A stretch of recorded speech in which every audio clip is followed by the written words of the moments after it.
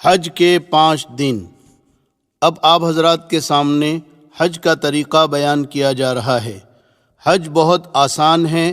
حج کے 5 دن ہیں، 8، 9، 10، 11، 12۔ ان 5 دنوں میں کچھ کام کرنے ہیں، اس کو حج کہتے ہیں۔ اس کو اچھی طرح سمجھ لیں، کیونکہ حج زندگی میں ایک ہی مرتبہ فرض ہے۔ آج 8 ذی الحجہ کو مینا جانا ہے۔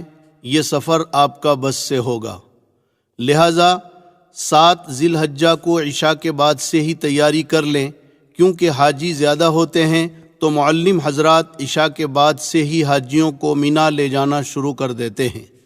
معلم کی ہدایت کے مطابق آپ تیاری کر لیں، اپنی تمام ضروریات سے فارغ ہو کر غسل کر لیں اور احرام باندھ لیں جیسے پہلے باندھا تھا۔ ایک چادر کو لنگی کی طرح پہن لیں اور ایک چادر اوڑھ لیں، اور جیسے پہلے سر ڈھانک کر 2 رکعت نماز پڑھی تھی اب بھی پڑھ لیں۔ پھر جب بس میں بیٹھ جائیں تو حج کی نیت کریں۔ اللہم انی ارید الحج فیسرہ لی وتقبلہ منی۔ اے اللہ، میں حج کی نیت کرتا ہوں، تو آسان فرما، قبول فرما۔ نیت کے ساتھ ہی 3 مرتبہ ذرا بلند آواز سے لبیک پڑھیں۔ لبیک اللہم لبیک، لبیک لا شریک لک لبیک، ان الحمد والنعمت لک والملک لا شریک لک۔ اور عورتیں آہستہ آواز میں لبیک پڑھیں۔ اب آپ کا احرام شروع ہو گیا اور وہ ساری پابندیاں لگ گئیں جو پہلے بیان کی گئی۔ اور جن حضرات کا حج افراد یا قران ہے، ان کا احرام تو پہلے ہی سے بندھا ہوا ہے۔ اب 10 یا 11 تاریخ کو قربانی کر کے جب سر کے بال منڈوائیں گے تب آپ کا احرام کھلے گا۔ اب آپ کو پہلے کی طرح ہر موقع پر چلتے پھرتے اٹھتے بیٹھتے خوب ذوق و شوق کے ساتھ اور اللہ کی عظمت و محبت کے ساتھ لبیک پڑھتے رہنا ہے۔ اور 10 ذی الحجہ کو بڑے شیطان کو جب کنکری ماریں گے تب تک یہ پڑھتے رہیں گے، اور یہ خیال کر کے پڑھنا ہے کہ میں حضرت ابراہیم علیہ السلام کی پکار کا اللہ کو جواب دے رہا ہوں اور اللہ میری بات سن رہا ہے۔ حج کا پہلا دن 8 ذی الحجہ۔ آج آپ مینا پہنچیں گے۔ 8 تاریخ کو ظہر سے پہلے تقریباً تمام حاجی مینا پہنچ جاتے ہیں۔ یہاں پہلے سے خیمے ٹینٹ لگے ہوتے ہیں۔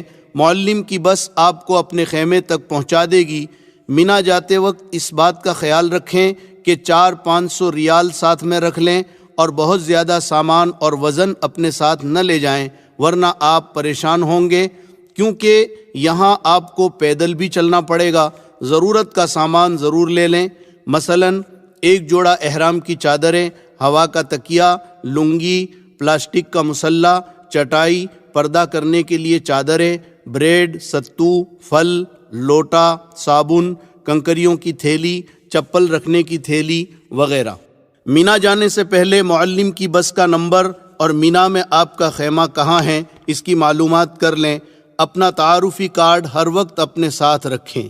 اپنے خیموں میں پہنچ کر اس بات کا پورا دھیان رکھیں کہ بے پردگی نہ ہو، اس لیے اگر ہو سکے تو خیمے کے ساتھیوں کو جوڑ کر حکمت و محبت کے ساتھ ان سے بات کر کے بیچ میں پردہ ڈال دیں تاکہ مستورات ایک طرف ہو جائیں اور مرد ایک طرف ہو جائیں۔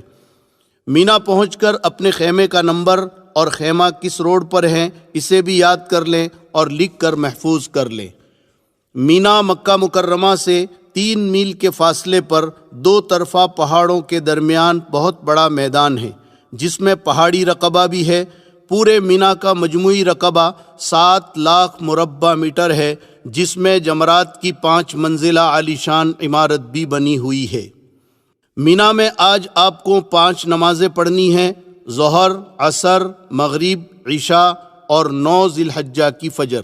یہ 5 نمازیں اپنے خیموں میں باجماعت ادا کریں، بس اور کوئی کام آج مینا میں نہیں ہے۔ باقی وقت ذکر و دعا اور تسبیح و تلاوت میں اور حج کو سیکھنے میں گزاریں۔ حج کا دوسرا دن 9 ذی الحجہ۔ آج حج کا دوسرا دن ہے۔ آج سے ایام تشریق بھی شروع ہو گئے، لہٰذا فجر کی نماز کے بعد فوراً مرد بلند آواز سے اور عورتیں آہستہ آواز سے تکبیر تشریق پڑھیں۔ اللہ اکبر لا الہ الا اللہ واللہ اکبر وللہ الحمد۔ تکبیر تشریق 9 ذی الحجہ کی فجر سے 13 ذی الحجہ کی عصر تک ہر فرض نماز کے بعد مرد اور عورت پر 1 مرتبہ پڑھنا واجب ہے۔ 9 ذی الحجہ کا دن بڑا ہی عظیم الشان دن ہے۔ آج آپ کو سورج نکلنے کے بعد مینا سے عرفات کی طرف روانہ ہونا ہے۔ عرفات مینا سے 6 میل پر ایک بڑا میدان ہے۔ یہاں بھی پہلے سے خیمے ٹینٹ لگے ہوتے ہیں۔ عرفات میں ایک مسجد ہے، مسجد نمیرہ۔ اس میں امام حج ظہر اور عصر ایک ساتھ پڑھاتے ہیں۔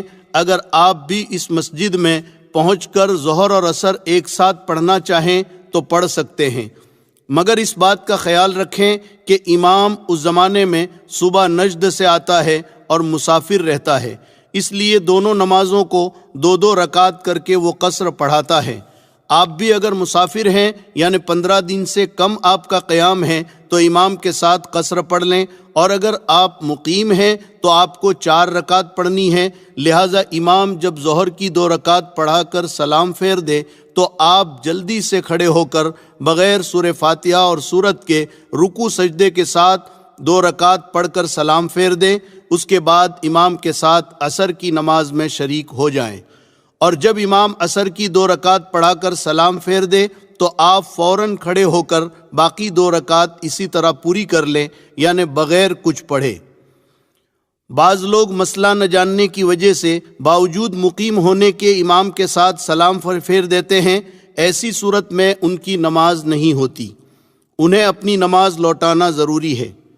مگر آج کل بزرگوں بھیڑ بہت زیادہ ہوتی ہے، بھیڑ میں ہو سکتا ہے آپ اپنا خیمہ بھول جائیں اور بھٹک جائیں، اس لیے آپ مسجد نمیرہ میں جانے کی کوشش نہ کریں اور اپنے خیموں میں جماعت کے ساتھ ظہر کے وقت میں ظہر اور عصر کے وقت میں عصر کی نماز پڑھیں۔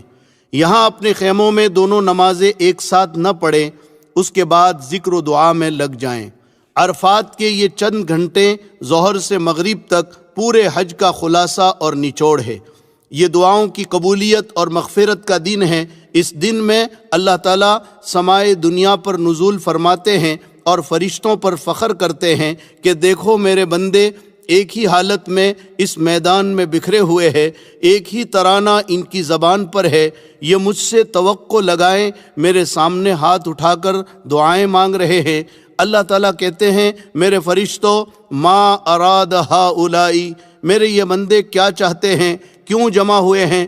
پھر اللہ کہتے ہیں یا ملائکتی انی اشہدکم انی قد غفرت لہم، میرے فرشتوں گواہ رہو میں نے ان تمام بندوں کی مغفرت کر دی۔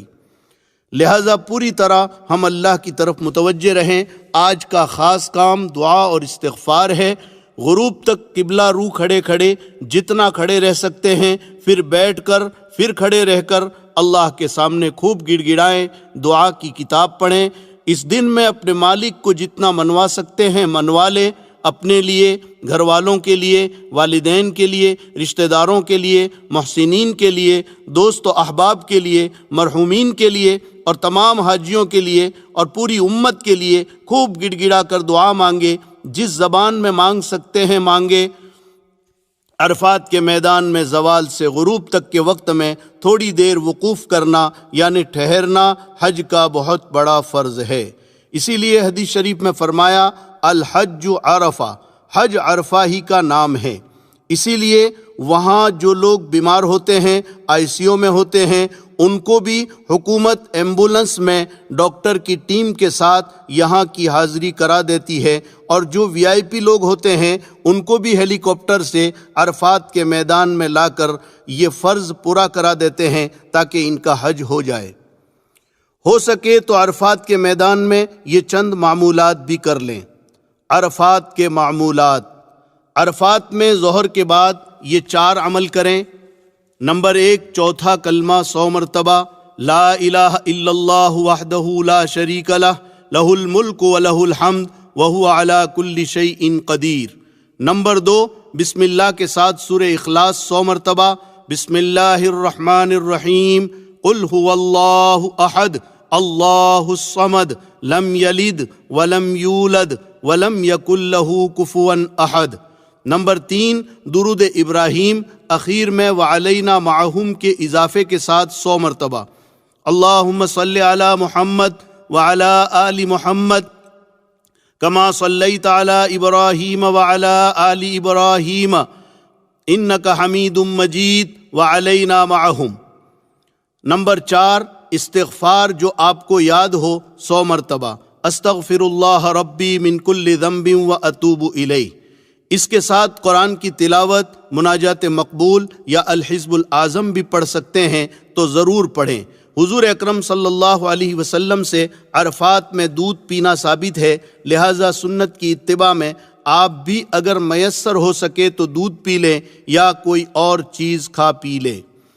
یہاں پر ایک مسئلہ اچھی طرح سمجھ لیں کہ یوں تو عرفات کا وقت 9 تاریخ کی زوال سے لے کر 10 تاریخ کی صبح صادق تک ہے، یعنی اس درمیان میں کوئی بھی آدمی حج کی نیت سے احرام پہن کر تھوڑی دیر کے لیے بھی عرفات میں آ جائے تو وہ حاجی ہو جائے گا، مگر اس میں مغرب تک رکنا واجب ہے۔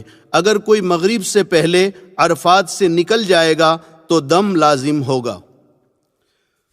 مزدلفہ کی طرف روانگی۔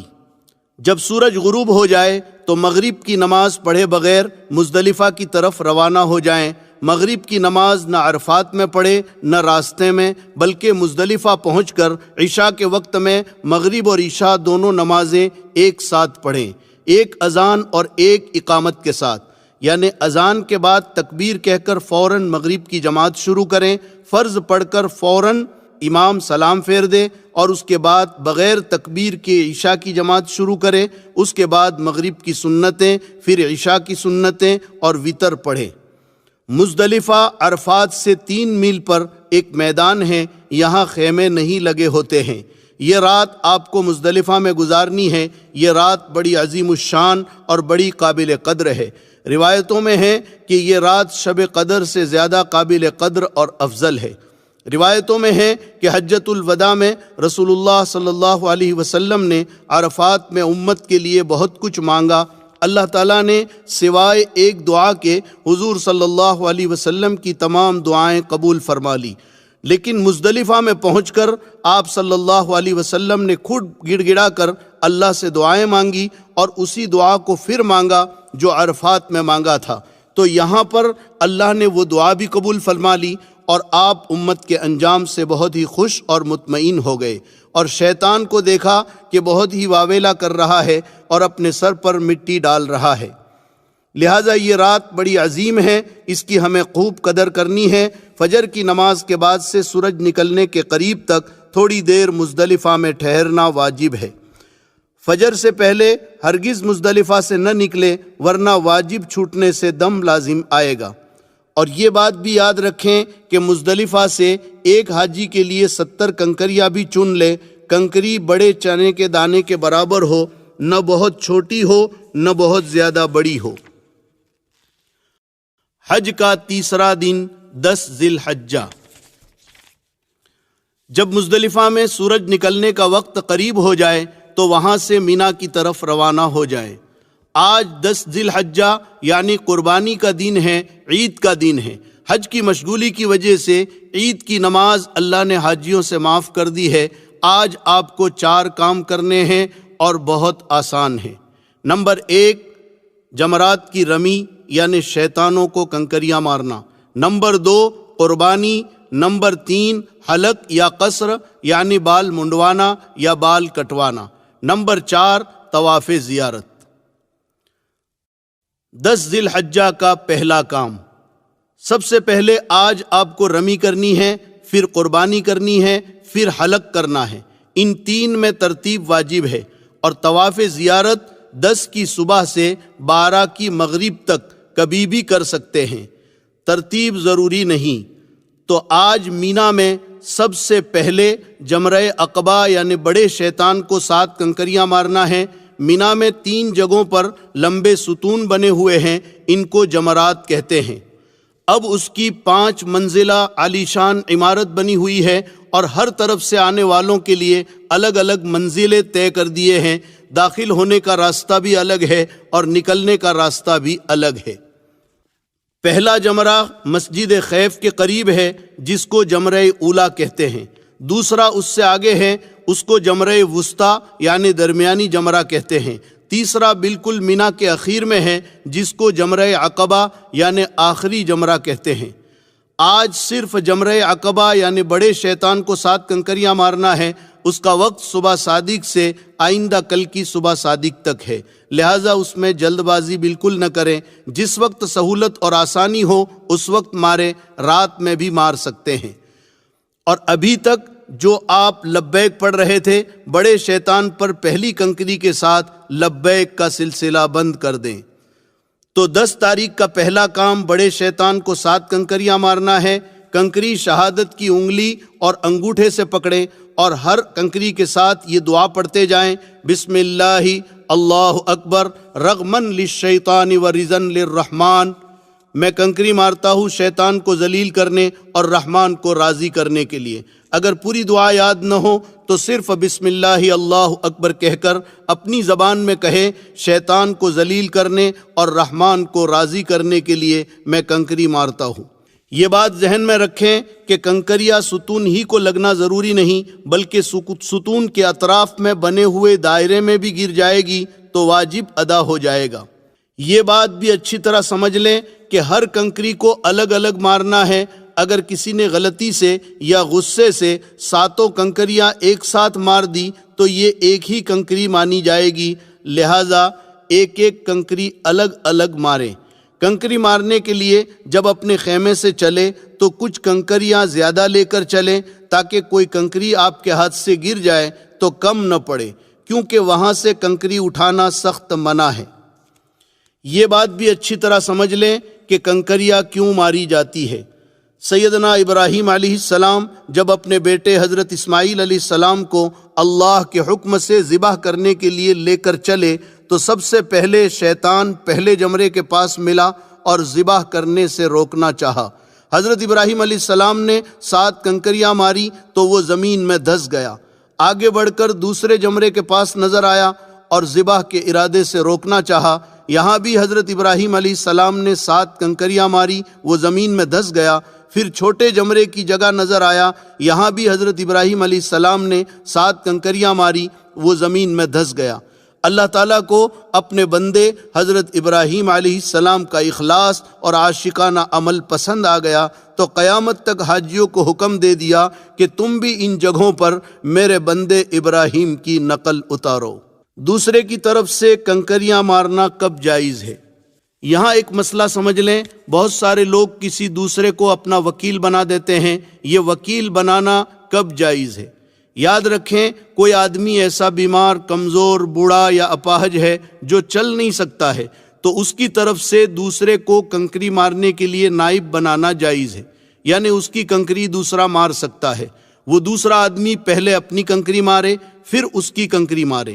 لیکن اگر کوئی مرد یا عورت تندرست ہے، صرف تھکان کی وجہ سے یا بھیڑ سے گھبرا کر دوسرے کو نائب بنا دے تو یہ ہرگز جائز نہیں ہے، بلکہ اسے اپنی کنکری خود اپنے ہاتھ سے مارنی پڑے گی۔ دوسرے کو اگر نائب بنا دیا تو یاد رکھیں یہ رمی نہ ہوگی اور دم واجب ہوگا۔ 10 ذی الحجہ کا دوسرا کام۔ 10 تاریخ کو جب آپ نے بڑے شیطان کو کنکریاں مار دی تو آج کا دوسرا کام قربانی کرنا ہے۔ آپ کا حج تمتع ہے تو آپ پر قربانی واجب ہے، اسی طرح قران کرنے والوں پر بھی واجب ہے، البتہ افراد کرنے والوں پر واجب نہیں، مستحب ہے۔ کر لیں تو اچھا ہے، نہ کرے تو کوئی حرج نہیں۔ یہ قربانی شکرانے کی ہے، اس کے علاوہ صاحب نصاب پر جو سالانہ قربانی ہے وہ تو باقی ہے، جو ہر صاحب نصاب پر واجب ہے، وہ بھی کرنا ہے۔ البتہ وہ قربانی آپ اپنے وطن میں بھی کروا سکتے ہیں، اور اگر حرم میں کرنا چاہیں تو یہاں بھی کر سکتے ہیں۔ بہرحال 10 تاریخ کو رمی سے فارغ ہو کر کسی معتمد آدمی سے قربانی کروائیں، اس کی ترتیب پہلے ہی سے کر لیں۔ قربانی میں وہاں بہت گڑبڑ ہوتی ہے، لہٰذا اطمینان والے آدمی کو قربانی دیں اور اس کا نمبر لے لیں، پھر رمی کر کے اس کو فون کر دیں تاکہ وہ قربانی کر لے، پھر اس کے بعد آپ حلق کریں۔ 10 ذی الحجہ کا تیسرا کام۔ قربانی کے بعد آپ حلق یا قصر کروا لیں۔ حلق یعنی سر کے بال اس طرح سے صاف کرنا، اور قصر یعنی سر کے بال قینچی یا مشین سے کاٹنا۔ اس کے بغیر آپ کا احرام نہیں کھلے گا۔ اس کا طریقہ یہ ہے کہ پورے سر کے بال منڈوا دیے جائیں یا پورے سر کے بال برابر کر کے کٹوا دیے جائیں۔ حلق کرنا قصر سے زیادہ بہتر ہے، اس کا ثواب زیادہ ہے۔ آپ حرم میں دیکھیں گے کہ لوگ مختلف طرح سے حلق اور قصر کرتے ہیں۔ آپ دیکھا دیکھی بالکل نہ کریں، مسئلہ اچھی طرح سمجھ لیں۔ اگر آپ کے سر کے بال بڑے ہیں تو آپ قصر کر سکتے ہیں، یعنی بال قینچی سے کاٹ سکتے ہیں، مگر لمبائی میں کم از کم انگلی کے پور کے برابر کٹنا ضروری ہے۔ اور اگر آپ کے سر کے بال انگلی کے پور سے چھوٹے ہیں تو پھر حلق واجب ہے۔ قینچی سے کاٹنے سے احرام نہیں کھلے گا۔ عورتیں اسی طرح سے بال کاٹیں جس طرح عمرے میں سعی کے بعد بال کاٹے تھے، یعنی بالوں کے نیچے کے حصے سے ایک پور کے برابر بال کاٹیں۔ بہرحال 10 ذی الحجہ کو جب آپ نے شیطان کو کنکری بھی مار لی، قربانی بھی کر لی اور سر بھی منڈوا لیا تو اب آپ کا احرام ختم ہو گیا۔ اب آپ سلے ہوئے کپڑے پہن سکتے ہیں اور وہ سب چیزیں حلال ہو گئی جو احرام کی وجہ سے حرام تھی۔ مگر ایک پابندی ابھی بھی باقی ہے کہ بیوی ابھی حلال نہیں ہوئی۔ جب طواف زیارت کر لیں گے تو بیوی بھی حلال ہو جائے گی۔ یہاں نوجوانوں سے بعض مرتبہ غلطی ہو جاتی ہے، وہ حلق ہو جانے کی وجہ سے سمجھتے ہیں کہ ہم حلال ہو گئے اور بیوی سے صحبت کر بیٹھتے ہیں۔ یاد رکھیں، اگر ایسی غلطی ہوئی تو ایک قول کے مطابق بڑا دم لازم ہوگا، یعنی بڑے جانور کی قربانی کرنا پڑے گا، لہذا اس کا خیال رکھیں۔ 10 ذی الحجہ کا چوتھا کام 10 ذی الحجہ کا چوتھا کام طواف زیارت ہے۔ یہ حج کا فرض ہے۔ طواف زیارت 10، 11، 12 ان 3 دنوں میں کبھی بھی کر سکتے ہیں۔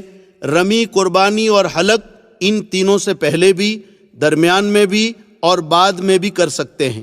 البتہ افضل یہ ہے کہ طواف زیارت رمی، قربانی اور حلق کے بعد کیا جائے۔ یہ طواف بھی ویسا ہی ہے جیسے عمرے کا طواف آپ نے کیا تھا کہ حجر اسود کے استلام یعنی بوسے سے طواف شروع ہوگا، 7 چکر ہوں گے۔ البتہ یہ طواف چونکہ عام طور پر اپنے کپڑوں میں ہوتا ہے، اس لیے کہ حاجی قربانی کر کے حلق کروا لیتا ہے اور احرام اتار دیتا ہے، تو اس میں استباح نہ ہوگا، مگر یاد رکھیں رمل اس میں بھی ہوگا۔ لیکن اگر قربانی کر کے آپ نے حلق نہیں کیا اور احرام میں ہی آ کر طواف زیارت کر رہے ہیں یا رمی اور قربانی سے پہلے طواف زیارت کر رہے ہیں تو 7 چکروں میں استباح ہوگا، یعنی داہنے بغل سے احرام کی چادر نکال کر بائیں کندھے پر ڈالیں گے، جیسے شروع میں عمرے کے وقت آپ نے کیا تھا۔ اگر ایک ہی دن میں یہ چاروں کام نہ ہو سکے تو کوئی حرج نہیں، آج شیطان کو کنکری مار لیں، پھر قربانی اور حلق کر لیں، طواف زیارت دوسرے دن کریں۔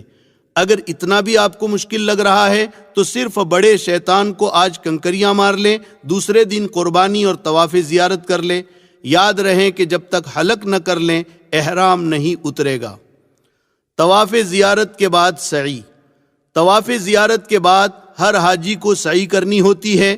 یہ سعی طواف زیارت کے بعد ذی الحجہ کے مہینے میں اخیر تک کبھی بھی کر سکتے ہیں۔ اس سعی کے لیے احرام اور نفلی طواف بھی شرط نہیں، بس صرف صفا مروہ کے 7 پھیرے اس طرح سے کرنے ہیں جس طرح آپ نے عمرے کے طواف کے بعد سعی میں کیے تھے۔ لہٰذا حج کے 5 دنوں میں اگر تھکان زیادہ ہو جائے تو صرف طواف زیارت کر لیں اور اس کی سعی 2-3 دن کے بعد کریں، اس میں کوئی نقصان بھی نہیں اور کوئی دم وغیرہ بھی نہیں۔ عورتوں کے لیے ایک اہم مسئلہ، اگر حج کے دوران عورت کو مخصوص ایام شروع ہو جائیں تو وہ حج کے تمام امور ادا کرے، صرف طواف زیارت اس وقت تک نہ کرے جب تک پاک نہ ہو جائے اور نہ اس حالت میں حرم میں داخل ہوں۔ اس تاخیر سے اس پر دم واجب نہ ہوگا اور نہ گناہ ہوگا، البتہ پاک ہو جانے کے بعد پھر طواف زیارت میں تاخیر نہ کرنا چاہیے۔ اور اگر حج میں مخصوص ایام اخیر میں شروع ہوئے اور طواف زیارت نہ کر سکی اور حج کے فوراً بعد اس کی روانگی کا وقت بھی آ گیا اور ابھی اس کے ذمے طواف زیارت باقی ہے تو یہ عورت کیا کرے گی؟ تو اس میں آپ اچھی طرح مسئلہ سمجھ لیں کہ حج کے بعد عورت کا قافلہ روانہ ہو رہا ہے اور اس کے لیے رکنے کی کوئی شکل نہیں ہے، تو اس عورت کے لیے مسئلہ یہ ہے کہ اسی ناپاکی کی حالت میں کپڑا اچھی طرح لپیٹ کر استغفار کرتے ہوئے طواف زیارت کر لیں اور اس کے بعد حرم میں بڑے جانور کی قربانی کرا دیں۔ حج کا چوتھا دن 11 ذی الحجہ۔ آج حج کا چوتھا دن ہے۔ آج آپ کو زیادہ کام نہیں کرنا ہے۔ اگر 10 تاریخ کو قربانی کی تھی اور طواف زیارت نہیں کیا تھا تو اس کو آج کر لیں، اور اگر کر لیا تھا تو ٹھیک ہے۔ آج کا خاص کام تینوں شیطانوں کو 7 کنکریاں مارنا ہے۔ اس کا وقت زوال کے بعد سے صبح صادق تک رہتا ہے، لہٰذا اس میں جلد بازی بالکل نہ کریں۔ پہلے چھوٹے شیطان کو 7 کنکریاں ماریں، ہر کنکری کے ساتھ یہ دعا بھی پڑھتے جائیں جو پہلے بتائی تھی۔ بسم اللہ اللہ اکبر رغمن للشیطان ورزن للرحمن، شیطان کو ذلیل کرنے کے لیے اور رحمان کو راضی کرنے کے لیے میں کنکری مار رہا ہوں۔ چھوٹے شیطان کو 7 کنکریاں مار کر مجمع سے تھوڑا ہٹ کر قبلہ رو ہو کر ہاتھ اٹھا کر دعا کریں، یہ دعا کی قبولیت کی جگہ ہے۔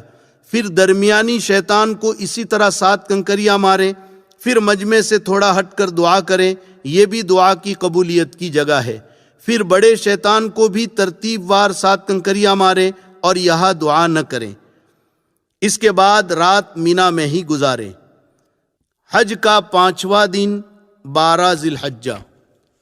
اگر کسی وجہ سے 10 اور 11 کو آپ قربانی اور طواف زیارت نہیں کر سکیں تو آج اس سے فارغ ہو جائیں۔ آج مغرب تک کسی حالت میں طواف زیارت کر لینا ہے۔ اگر آج مغرب تک نہیں کر سکے، کم از کم 4 چکر بھی نہیں ہو سکے تو دم دینا پڑے گا، اور اگر مغرب تک 4 چکر پورے ہو گئے تو دم نہیں آئے گا۔ باقی چکر مغرب کے بعد پورے کر لیں، اس کے بعد سعی کر لیں۔ آج کا خاص کام تینوں شیطانوں کو 7 کنکریاں مارنا ہے، بالکل اسی طرح جیسے کل مار چکے ہو۔ ہر کنکری کے ساتھ دعا پڑھنی ہے۔ پہلے اور دوسرے شیطان کو کنکری مار کر مجمع سے تھوڑا دور ہٹ کر دعا کرنی ہے، تیسرے شیطان کو کنکری مار کر دعا نہیں کرنی ہے۔ آج یعنی 12 تاریخ کو بھی کنکری مارنے کا وقت زوال سے اگلے دن کی صبح صادق تک ہے، لہٰذا جلد بازی نہ کریں، رات میں بھی مار سکتے ہیں۔ اس کے بعد 13 تاریخ کی رمی اختیاری ہے، آپ اگر کرنا چاہیں تو کریں ورنہ نہیں۔ قرآن نے دونوں آپشن دیے ہیں۔ اگر 12 تاریخ کو مکہ جانا چاہتے ہیں تو شام کو یا رات کو کنکریاں مارتے ہوئے مکہ نکل جائیں، لیکن اگر آپ لیٹ ہو گئے اور صبح صادق مینا میں ہو گئی تو پھر 13 کی رمی واجب ہوگی۔ اب 13 کی رمی بھی آپ کریں گے، اور 13 کی رمی کا وقت بھی زوال کے بعد شروع ہوتا ہے، مگر زوال سے پہلے بھی مار سکتے ہیں کراہت کے ساتھ، اور وقت مغرب تک رہتا ہے۔ 13 کی مغرب تک نہیں مار سکے تو دم لازم آئے گا۔ رمی کی بڑی فضیلت ہے۔ ہر کنکری پر اللہ تعالیٰ ایک مہلک اور بھاری گناہ معاف کرتا ہے جو آدمی کو ہلاک کرنے کے لیے کافی ہوتا ہے۔ طواف وداع۔ اب اللہ نے آپ کا حج پورا کر دیا، اب آپ پر کوئی خاص کام باقی نہیں رہا، صرف ایک کام رہ گیا، وہ یہ کہ جب آپ مکہ مکرمہ سے رخصت ہوں گے تو آپ کو رخصتی طواف کرنا ہے، جس کو طواف وداع کہتے ہیں۔ وہ بھی صرف طواف ہے، اس میں سعی نہیں ہے۔ اس میں بھی سہولت ہے، بالکل نکلتے وقت اگر موقع نہیں مل سکا تو کوئی حرج نہیں۔ حج کے بعد مکہ میں جتنے دن آپ رہیں گے تو اس میں آپ نفلی طواف تو کریں گے ہی، تو جو آخری طواف آپ نے کیا ہے وہ رخصتی طواف سمجھا جائے گا۔ لیکن اگر آپ کو پتہ ہے اور نکلنے کا وقت معلوم ہے اور موقع ہے تو آخری طواف دھیان کے ساتھ ضرور کر لیں۔ یہ الوداعی طواف شاید کوئی حاجی ہو جو روئے بغیر کرتا ہو، لوگ ہچکیاں مار کر روتے ہیں، یہ آخری طواف ہے، پتہ نہیں پھر نصیب ہوتا ہے یا نہیں۔ 25 دن اور 1 مہینے میں آپ کا دل بیت اللہ سے ایسا لگ چکا کہ آپ اپنے آنسوؤں پر قابو نہیں کر سکتے۔ سوچو میرے آقا مدنی صلی اللہ علیہ وسلم پر کیا گزری ہوگی جب مکے والوں نے ہجرت کرنے پر مجبور کر دیا۔ آپ کے 53 سال مکہ مکرمہ میں گزرے تھے، بچپن بھی یہاں گزرا تھا، جوانی بھی یہاں گزری تھی، جبریل امین پہلی وحی بھی یہاں لے کر آئے تھے۔ آپ کو کتنا بھاری پڑا ہوگا۔ آپ مکے سے باہر نکل کر ایک ٹیلے پر چڑھ کر مکے کی طرف حسرت بھری نگاہ ڈال کر روتے ہوئے کہہ رہے ہیں، یا ارض مکہ انکی لخیر ارض اللہ و احب ارض اللہ، اے سرزمین مکہ تو اللہ کی زمینوں میں سب سے زیادہ پیاری اور سب سے زیادہ محبوب ہے، مگر یہ تیرے اندر رہنے والے مجھے رہنے نہیں دیتے، اگر یہ مجھے نہ روکتے تو میں کہیں نہ جاتا۔ پھر مدینے کی طرف چل دیے، آپ کی آنکھوں سے آنسو جاری ہے۔ راستے میں اللہ نے قرآن اتارا، ان الذی فرض علیک القرآن لرادک الی معاد، میرے محبوب جس اللہ نے آپ کے اوپر قرآن اتارا ہے وہ اللہ آپ کو عزت اور اکرام کے ساتھ دوبارہ مکہ لائے گا۔ بہرحال الوداعی طواف میں رونا یہ قبولیت کی نشانی ہے۔ اب آپ کو جو دن مکہ مکرمہ میں رہنے کے لیے مل جائیں اس کو خوب غنیمت سمجھیں اور اللہ کا شکر ادا کریں کہ اللہ نے آپ کو یہ سعادت نصیب کی ہے۔ دن رات میں جتنا ہو سکے نفلی طواف کریں، نفلی عمرہ کریں، اپنے لیے، والدین کے لیے، محسنین کے لیے، رشتہ داروں کے لیے اور پوری امت کے لیے دعائیں کریں۔ بڑی مبارک جگہ ہے جہاں انبیاء علیہم السلام کے قدم پڑے ہیں، نبیوں کے سردار تاجدار مدینہ محمد الرسول اللہ صلی اللہ علیہ وسلم کے مبارک قدم پڑے ہیں، صحابہ کرام اور اللہ والوں کے قدم پڑے ہیں۔ حجر اسود جنت کا پتھر ہے، اس کو بوسہ دے، ملتزم سے چمٹ کر رو رو کر دعائیں کرے۔ حتیم جو خانہ کعبہ کا حصہ ہے اس میں نماز پڑھے، محبت و عظمت سے اللہ کے گھر کو صرف دیکھتے ہی رہے۔ کیا پتہ ان مبارک جگہوں پر پھر حاضری کی سعادت میسر آتی ہے یا نہیں۔ کتنے لوگ امیدیں لے کر دنیا سے چلے گئے اور موقع نہیں مل سکا، اور اللہ نے آپ کو سنہرا موقع دیا ہے، اس لیے اس کو خوب غنیمت سمجھیں اور اللہ کی رحمتوں اور نعمتوں کو جتنا لوٹ سکے لوٹیں۔ مزے لوٹو کلیم اب بن پڑی ہے، مزے لوٹو کلیم اب بن پڑی ہے، بڑی اونچی جگہ قسمت لڑی ہے۔ مکہ مکرمہ کے کچھ تاریخی اور متبرک مقامات۔ جنت المعلی مکہ مکرمہ کا قبرستان ہے۔ یہ جنت البقیع یعنی مدینے کے قبرستان کے بعد تمام قبرستانوں سے افضل ہے۔ ہزاروں صحابہ کرام اور اولیاء عظام اس قبرستان میں مدفون ہیں۔ حضور اکرم صلی اللہ علیہ وسلم کی پہلی بیوی حضرت خدیجۃ الکبریٰ رضی اللہ تعالی عنہا بھی اسی قبرستان میں مدفون ہے۔ اس کی زیارت بھی مستحب ہے۔ جبل ابو قبیس مسجد حرام سے باہر صفا سے متصل ایک پہاڑ ہے، جس پہاڑ پر چڑھ کر حضور اکرم صلی اللہ علیہ وسلم نے قریش کو اسلام کی پہلی دعوت دی تھی۔ یہاں بنو ہاشم آباد تھے اور اسی پہاڑ کے ایک حصے میں وہ گھاٹی تھی جس میں 3 سال تک حضور اکرم صلی اللہ علیہ وسلم کے ساتھ بنو ہاشم کا بائیکاٹ ہوا تھا۔ صفا سے ملے ہوئے پہاڑ کے اس حصے میں آج شاہی محل بنا ہوا ہے، جبکہ سامنے والے حصے میں حکومت نے سرنگیں نکالی ہے۔ تصویر میں آپ دیکھ رہے ہیں۔ روایتوں میں ہے کہ یہ وہ پہاڑ ہے جس کو کائنات کی تخلیق کے وقت اللہ تعالیٰ نے سب سے پہلے پیدا کیا تھا۔ مولد النبی یہ وہ جگہ ہے جہاں حضور اکرم صلی اللہ علیہ وسلم کی پیدائش ہوئی۔ صفا مروہ سے باہر والے صحن کے سامنے کے حصے میں جو عمارت اور لائبریری ہے، یہ وہی مبارک جگہ ہے جہاں آقا مدنی صلی اللہ علیہ وسلم کی پیدائش ہوئی۔ غار حرا، اس کو جبل نور اور جبل حرا بھی کہتے ہیں۔ اسی کے اوپر وہ غار ہے جہاں حضور اکرم صلی اللہ علیہ وسلم نبوت ملنے سے پہلے قیام فرماتے تھے، اور اسی غار میں جبریل امین پہلی وحی لے کر آئے تھے۔ اس پر یہ آیتیں بھی لکھی ہوئی ہے، اقرأ بسم ربک الذی خلق خلق الانسان من علق۔ یہ پہاڑ اپنی مخصوص اور نمایاں شکل کی وجہ سے دور ہی سے پہچانا جاتا ہے کہ یہ جبل نور یا جبل حرا ہے۔ غار ثور، ہجرت کے سفر میں آپ صلی اللہ علیہ وسلم نے حضرت ابوبکر صدیق کے ساتھ 3 دن اسی غار میں قیام کیا تھا۔ یہ غار جبل ثور میں واقع ہے۔ یہ پہاڑ مکہ مکرمہ سے تقریباً 6 میل کے فاصلے پر ہے۔ دار ارقم، یہ حضرت ارقم ابن ابی الارقم رضی اللہ تعالیٰ عنہ کا وہ مکان ہے جہاں اسلام کے ابتدائی زمانے میں صحابہ کرام حضور اکرم صلی اللہ علیہ وسلم کے ساتھ چھپ کر نماز پڑھا کرتے تھے، قرآن اور دین کی باتیں سیکھا کرتے تھے۔ اب یہ مکان صحیح کی جگہ میں تبدیل ہو گیا ہے۔ اسی جگہ حضرت عمر رضی اللہ تعالیٰ عنہ اسلام لائے تھے۔ مصعب ابن عمیر بھی اسی جگہ آ کر مسلمان ہوئے تھے۔ مسجد جن، طائف سے واپسی پر مکہ مکرمہ سے قریب آپ صلی اللہ علیہ وسلم نے نماز پڑھی تھی تو قرآن سن کر جنات جمع ہو گئے تھے اور مسلمان ہو گئے تھے۔ اس جگہ پر مسجد جن بنی ہوئی ہے جو دو سڑکوں کے بیچ میں ہے۔ حرم شریف سے شعب عامر کی طرف آتے وقت محلہ شعب عامر اور محلہ سلیمانیہ کے درمیان سڑک پر نظر آتی ہے، وہی مسجد جن ہے۔ مسجد رایا، رسول اللہ صلی اللہ علیہ وسلم نے فتح مکہ کے دن اس جگہ فتح کا جھنڈا نصب کیا تھا۔ جنت المعلیٰ کے راستے میں ہے۔ اس جگہ اب مسجد بنی ہوئی ہے، اسی کو مسجد رایا کہتے ہیں۔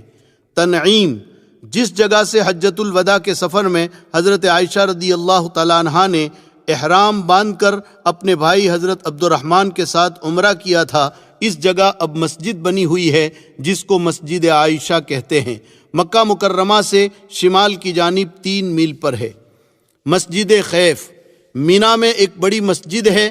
کہتے ہیں کہ اس میں 70 انبیاء کرام علیہم السلام مدفون ہیں۔ مسجد نمیرہ، عرفات کے کنارے پر بڑی مسجد ہے جس کو مسجد نمیرہ کہتے ہیں۔ مسجد کا خوشنما منظر آپ تصویر میں دیکھ رہے ہیں۔ مسجد مشعر الحرام، مزدلفہ میں بڑی مسجد ہے۔ حجۃ الوداع کے سفر میں حضور اکرم صلی اللہ علیہ وسلم نے پوری رات اسی جگہ گزاری تھی، اب یہاں مسجد بنی ہوئی ہے۔ مسجد استراحہ، مینا سے واپسی پر مکہ مکرمہ میں داخلے سے پہلے جو محلہ معابدہ ہے اسی علاقے میں ایک مسجد ہے۔ 13 ذی الحجہ کو حج سے واپسی پر رسول اکرم صلی اللہ علیہ وسلم نے ظہر عصر پڑھی تھی اور کچھ دیر آپ نے آرام بھی کیا تھا، اس لیے اس کو مسجد استراحہ کہتے ہیں۔